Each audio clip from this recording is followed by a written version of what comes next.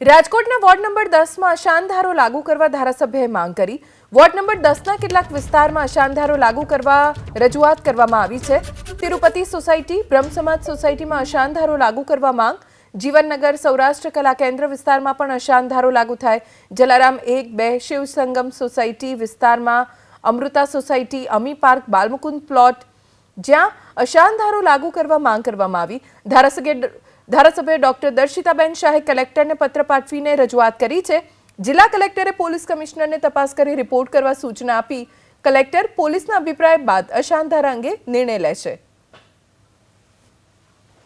મેં ward number 10 અલગ અલગ વિસ્તારની મારી પાસે અશાંતધારો લાગુ કરવા બાબતની રજૂઆત આવેલી છે, ત્યારે મેં કલેક્ટરશ્રીને રજૂઆત કરી હતી, જેના સંદર્ભે આજે કલેક્ટરશ્રી દ્વારા મને જણાવવામાં આવ્યું છે કે જે વોર્ડ નંબર 10માં આપે અશાંતધારો લાગુ કરવા બાબતની રજૂઆત કરી છે, એ સંદર્ભે કલેક્ટરશ્રી દ્વારા કાર્યવાહી ચાલુ કરીને પોલીસ કમિશનરશ્રીને આદેશ આપવામાં આવ્યો છે કે આ બાબતની કાર્યવાહી શરૂ કરવામાં આવે। બીજું, વોર્ડ નંબર 2ના અમુક વિસ્તારો, વિમાનગર અને એ બધા વિસ્તારો છે કે જ્યાં મારી પાસે રજૂઆત આવેલી હતી કે ત્યાં અશાંતધારો લાગુ છે, પરંતુ એમાં અશાંતધારાનો ભંગ થઈને ત્યાં ગેરકાયદેસર રીતે લોકો રહે છે।